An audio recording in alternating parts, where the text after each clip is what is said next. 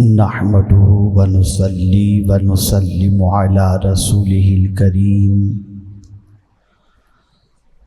أما بعد فأعوذ بالله من الشيطان الرجيم بسم الله الرحمن الرحيم وَإِذَا قِيلَ لَهُمْ آمِنُوا كَمَا آمَنَ النَّاسُ قَالُوا أَنُؤْمِنُ كَمَا آمَنَ السُّفَهَاءُ أَلَا إِنَّهُمْ هُمُ السُّفَهَاءُ وَلَكِنْ لَا يَعْلَمُونَ صدق اللہ العظیم۔ الصلاۃ والسلام علیک یا رسول اللہ، الصلاۃ والسلام علیک یا حبیب اللہ، الصلاۃ والسلام علیک یا نبی اللہ، الصلاۃ والسلام علیک یا نور اللہ،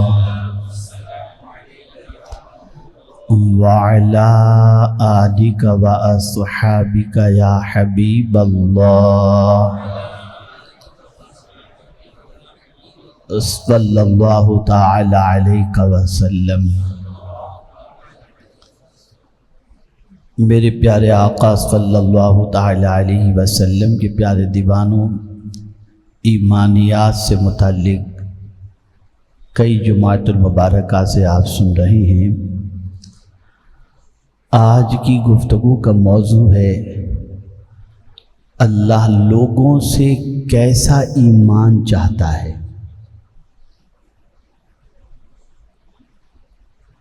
تو رب قدیر جل جلالہ نے فرمایا وَإِذَا قِيلَ لَهُمْ آمِنُوا كَمَا آمَنَ النَّاسُ، اور جب کہا جائے کہ ایمان لاؤ جیسا لوگ ایمان لائے،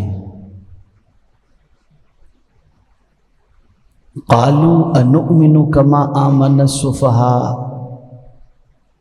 تو انہوں نے کہا کہ کیا معاذ اللہ ہم احمقوں کی طرح ایمان لائیں؟ الا انہم ہم السفہاء ولکن لا یعلمون، سنو وہی احمق ہیں مگر وہ جانتے نہیں۔ یہ آیت کریمہ منافقین سے متعلق نازل ہوئی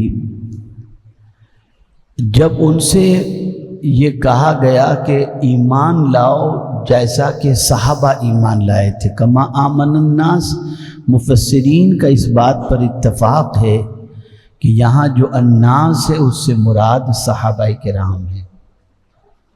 تو جب کہا جاتا کہ تم ان کی طرح ایمان لاؤ تو ان ایمان لانے والے صحابہ کو اس زمانے کے منافقین معاذ اللہ احمق کہا کرتے، بے وقوف کہا کرتے۔ یہاں سے یہ بات سمجھ میں آئی کہ صحابہ کو طعن و تشنیع کرنا یہ مومن کا کام نہیں، یہ منافق کا کام ہے۔ اور صحابہ جیسا ایمان رکھنے کا حکم یہ اللہ دے رہا ہے، تو صحابہ کی طرح ایمان رکھنا یہ اللہ عز و جل کو پسند بھی ہے اور مطلوب بھی ہے۔ اب یہاں غور کیجئے گا آج کے دور کو سامنے رکھتے ہوئے کہ منافقین نے کون سی ایسی چیز صحابہ میں دیکھی تھی جس کی وجہ سے انہوں نے کہا کہ ان کی طرح ہم ایمان لائیں جو معاذ اللہ بے وقوف ہیں۔ یعنی صحابہ کو ان کا بے وقوف کس وجہ سے سمجھنا تھا؟ توجہ چاہوں گا۔ تو تفسیر جلالین کے اندر ہے کہ صحابہ کرام علیہم الرضوان کو بے وقوف سمجھنے کی وجہ یہ تھی کہ وہ اللہ کی عبادت، اس کے رسول صلی اللہ علیہ وسلم کی محبت، اس کے مقابلے کے اندر کسی چیز کو خاطر میں لاتے ہی نہیں تھے۔ اور ان دو محبتوں پر قائم رہنے کے سلسلے میں اور ایمان پر ثابت قدم رہنے کے سلسلے میں ہزارہا ان پر تکلیفیں آتی، لیکن وہ تکلیفوں کو گوارا کر لیتے، لیکن حضور کا دامن نہیں چھوڑتے تھے۔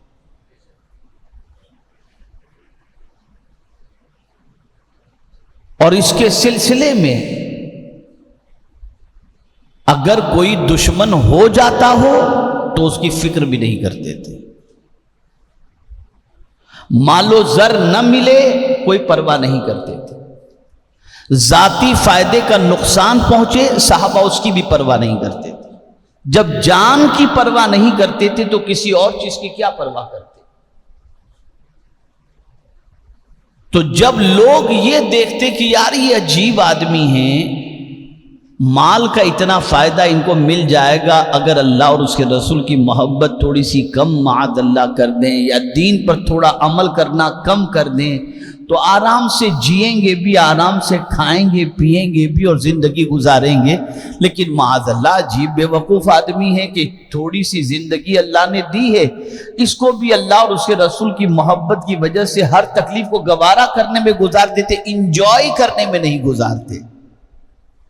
کیا یہ آج کے دور میں مسلمانوں کی سوچ نظر نہیں آتی؟ الا ماشاءاللہ۔ ارے مولانا یہ کہاں، یہ حلال اور یہ حرام چھوڑو، یہ سب بے وقوفوں جیسی بات، آپ پرانے زمانے کی بات کہاں کرتے ہو آج؟ کیا یہ بات اپنی جگہ صحیح نہیں ہے؟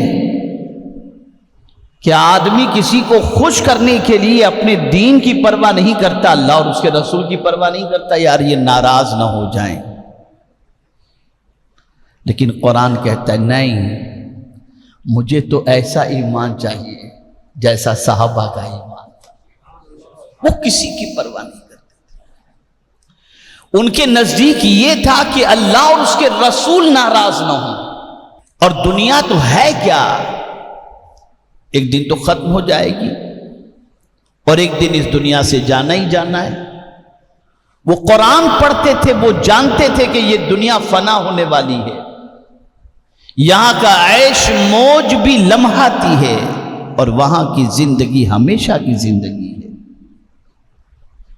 اب میں آپ کو یہاں پر صحابہ کرام علیہم الرضوان کے ایمان پر استقامت کے بارے میں بتاؤں تو آپ کو پتہ چلے گا کہ ان کا ایمان کیسا تھا، کیسا ایمان تھا۔ ایک سفیر کو بھیجا گیا حضور صلی اللہ علیہ وسلم کے غلاموں کی کیفیت اور حضور صلی اللہ علیہ وسلم کی فوجی تیاری کو دیکھنے کے سلسلے میں، یہ دیکھنے کے لیے کہ آخر کیا وجہ ہے کہ حضور صلی اللہ علیہ وسلم چند صحابہ کے ساتھ میدان جنگ میں تشریف لاتے ہیں اور اس کے بعد اللہ انہیں کامیابی عطا کر دیتا ہے، تو کون سی ایسی ٹریننگ صحابہ کو حضور نے دی ہے جس کی وجہ سے یہ صحابہ مٹھی بھر ہوتے ہیں اور کامیاب ہو جاتے ہیں؟ تو ایک سفیر کو بھیجا گیا، جا کے دیکھو حضور صلی اللہ علیہ وسلم کیسی تیاری کرتے ہیں اور ان کے صحابہ کی حضور نے کیسے تربیت فرمائی۔ وہ آئے، دیکھا تو ایسے وقت وہ حاضر ہوئے وہ سفیر جب میرے آقا صلی اللہ علیہ وسلم وضو فرما رہے تھے، وضو فرما رہے تھے۔ تو صحابہ کی پوزیشن ایسی تھی کہ جب حضور صلی اللہ علیہ وسلم چہرے پر پانی ڈالتے تو وہ پانی حضور کے جسم سے لگ کر زمین پر نہیں آتا، صحابہ کے ہاتھوں میں ہوتا۔ صحابی اس طرح سے اپنے ہاتھوں کو، جیسے وہ کے ہاتھوں میں پانی آتا وہ اپنے چہرے پہ مل لیتے۔ جب انہوں نے دیکھا کہ حضور صلی اللہ علیہ وسلم کے غلام اس طرح سے حضور سے پیار کرتے ہیں کہ پانی بھی زمین پر گرنے نہیں دیتے، تھوڑی دیر اس سفیر نے منظر دیکھا، اور دیکھنے کے بعد جب وہ سفیر پلٹا تو پلٹنے کے بعد اپنے بادشاہوں سے کہنے لگا کہ محمد کا مقابلہ تم نہیں کر سکتے اور نہ ان کے غلاموں کا مقابلہ کر سکتے ہو۔ کہا کیوں؟ تو اس نے کہا کہ میں نے بادشاہوں کو دیکھا ہے جب وہ تخت پر ہوتے ہیں تب ان کی عزت ہوتی ہے، لیکن آج تک کسی کو اتنی عزت اور اتنا احترام کرتے ہوئے کسی کا میں نے نہیں دیکھا کہ جسم سے پانی لگ کر کے زمین پر آنے سے پہلے غلاموں کے ہاتھوں میں جاتا ہو۔ میں نے دیکھا کہ محمد عربی صلی اللہ علیہ وسلم کے غلام ان سے اتنی محبت کرتے ہیں کہ ان کے وضو کے پانی کو بھی زمین پر گرنے نہیں دیتے۔ تو سنو، جو قوم اپنے نبی کے وضو کے پانی کو زمین پر گرنے نہ دے، وہ قوم اپنے نبی کے خون کو زمین پر کیسے گرنے دے گی؟ اس لیے ان کے مقابلے کا ارادہ ہو تو ترک کر دینا، ان کا مقابلہ تم نہیں کر سکتے۔ یہ تھا صحابہ کا ایمان، یہ تھا ایمان۔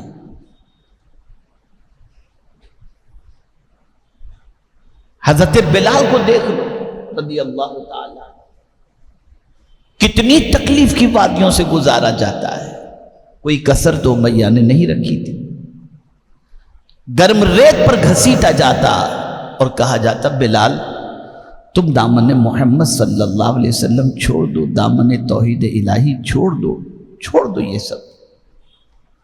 تو حضرت بلال رضی اللہ تعالیٰ عنہ گرم ریت پر گھسیٹے جاتے، برف کے پہاڑوں کی، برف کے پتھروں کی سیل پر سلائے جاتے، انگارے پر لٹائے جاتے، اتنی تکلیفیں، لیکن زبان پر کیا ہوتا؟ ان سے کیا مطالبہ تھا؟ بس ایک ہی، حضور صلی اللہ علیہ وسلم سے تعلق کو چھوڑ دو، توڑ دو، اور اللہ عز و جل کی توحید کا اقرار کرنا چھوڑ دو، تمہیں ساری تکلیفوں سے نجات مل جائے گی۔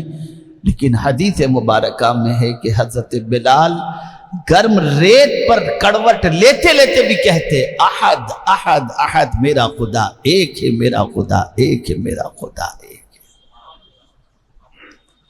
اب میں آپ سے پوچھنا چاہتا ہوں، اللہ تو ایسا ایمان چاہتا ہے، یہاں 2 ٹکے کے لیے سود کا کاروبار، 2 روپے کا نفع، تو اللہ سے جنگ، کوئی پرابلم نہیں، مال چاہیے بس، کروڑوں ڈائجسٹ کر لینا، کوئی فکر نہیں، بس مال چاہیے کیسے بھی۔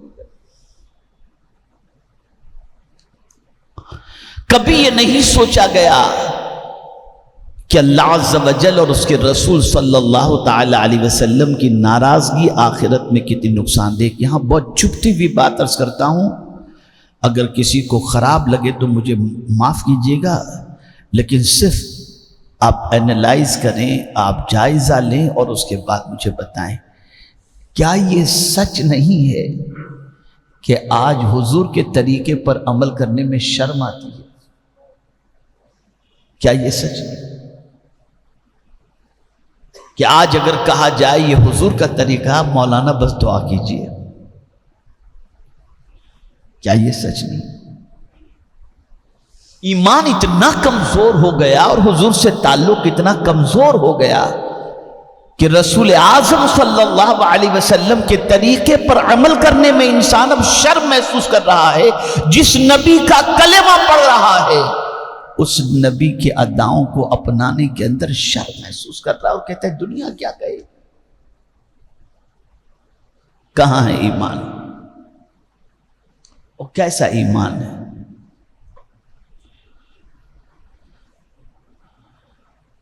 اور حیرت کی بات یہ ہے کہ پھٹی ہوئی جینس پہننا ہو تو کوئی شرم نہیں، شارٹ پہن کر گھومنا ہو کوئی شرم نہیں، ناجائز اور حرام کام کرنا ہو کوئی شرم نہیں۔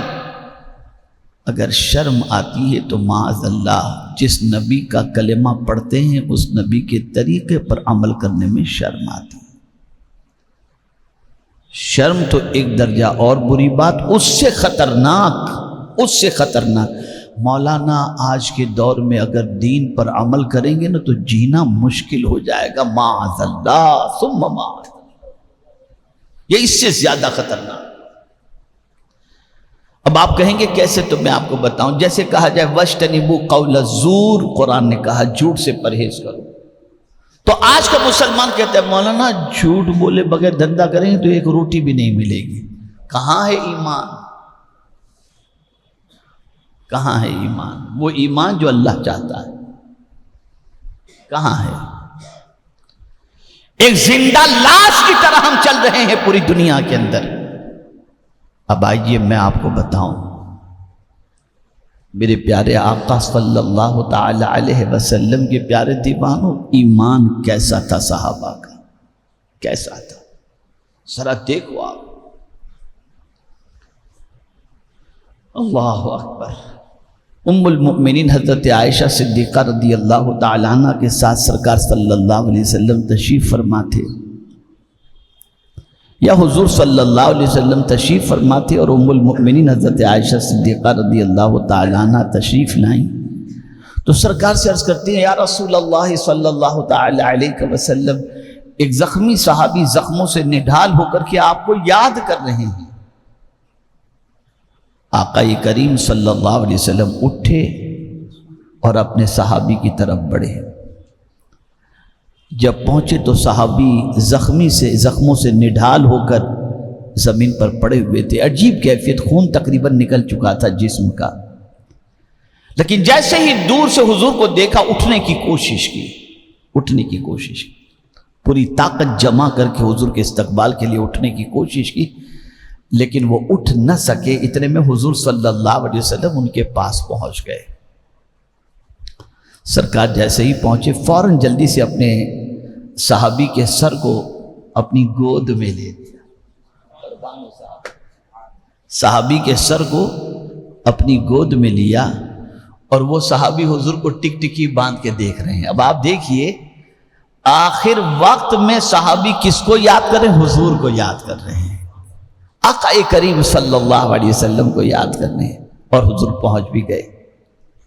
جیسے ان کے سر کو سرکار نے گود میں لیا، دست کرم سر پر پھیرا، اب وہ صحابی حضور کے چہرے کو دیکھ رہے ہیں، اور دیکھتے دیکھتے جو کہتے ہیں وہ دیکھیے کیا کہتے ہیں، قربان جائیے، یہ ایمان اللہ چاہتا ہے۔ کیا کہتے ہیں جانتے ہیں؟ فزت برب الکعبہ، رب کعبہ کی قسم میں کامیاب ہو گیا، اور یہ کہتے ہوئے ان کے جسم سے روح پرواز کر جاتی ہے۔ آپ سے میں پوچھنا چاہتا ہوں، زندگی کی آخری سانس حضور کو دیکھتے ہوئے نکلے، یہ صحابہ کا ایمان تھا۔ اللہ ایسا ایمان چاہتا ہے کہ ایسی حضور سے محبت کرو، یہ ڈھلمل والی محبت نہیں۔ جس امیر المؤمنین کی شہادت کی تاریخ جو گزشتہ کل گزری ہے، سیدنا فاروق اعظم رضی اللہ تعالیٰ عنہ، آپ جانتے ہیں کتنے عظیم تھے وہ۔ آقا کریم صلی اللہ علیہ وسلم فرماتے، میرے بعد اگر کوئی نبی ہونا ممکن ہوتا تو وہ عمر فاروق ہوتے۔ اتنا بڑا مرتبہ، زمین پر میرے دو وزیر ہیں، ابو بکر و عمر وزیران، یہ دونوں میرے وزیر ہیں زمین کے اوپر۔ لیکن ایک دن سرکار نے حضرت عمر فاروق کا ہاتھ پکڑا۔ سوال دیکھیے، پوچھتے ہیں، عمر تم مجھ سے کتنی محبت کرتے ہو؟ سوال دیکھیے، عمر تم مجھ سے کتنی محبت کرتے ہو؟ اور ان کی سچائی بھی دیکھیے، انہوں نے بلا تامل کہہ دیا، یا رسول اللہ صلی اللہ تعالی علیہ وسلم، اپنی جان کو چھوڑ کر سب سے زیادہ آپ سے محبت کرتا ہوں، لیکن جان سے زیادہ آپ سے نہیں، جان کو آپ سے زیادہ پیار کرتا ہوں، صرف جان کو چھوڑ کر سب سے زیادہ آپ سے محبت کرتا ہوں۔ اب حضور کا فرمان بھی سنیے، میرے آقا صلی اللہ علیہ وسلم فرماتے، عمر ابھی تمہارا ایمان مکمل نہیں ہوا۔ لرز گئے، کانپ گئے۔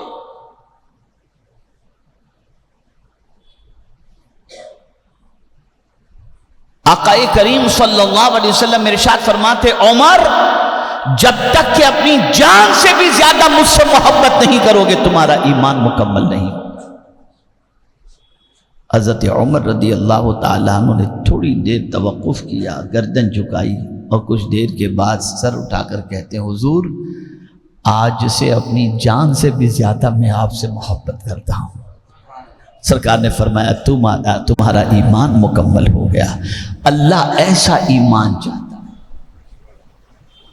اللہ یہ ایمان چاہتا ہے۔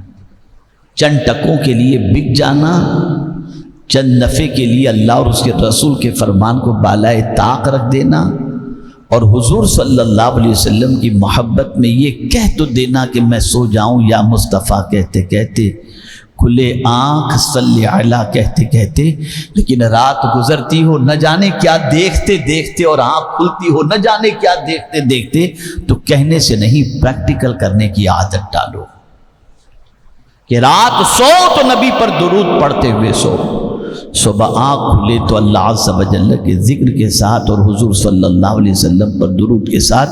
تو اللہ ایسا ایمان ہم سے چاہتا ہے کہ ہم ایسا ایمان، فرمایا تو اس نے منافقین کے لیے، فرمایا منافقین کو، لیکن قیامت تک کے لیے مومنوں کو اللہ نے یہ مزاج دے دیا کہ اے میرے بندو، مجھے ایسا ایمان پیارا ہے جیسا ایمان صحابہ کا تھا، اور بتا دیا کہ صحابہ اتنی عظمت والے ہیں کہ ان کے جیسا ایمان اللہ اپنے بندوں سے چاہ رہا ہے۔ یہاں سے یہ بات سمجھ میں آئی کہ صحابہ کرام علیہم الرضوان معیار ہیں اور ان کی عظمتیں اپنی جگہ پر مسلم ہیں، اور حضور صلی اللہ علیہ وسلم نے ان کو برا کہنے سے منع فرمایا، ان کو گالی دینے سے منع فرمایا۔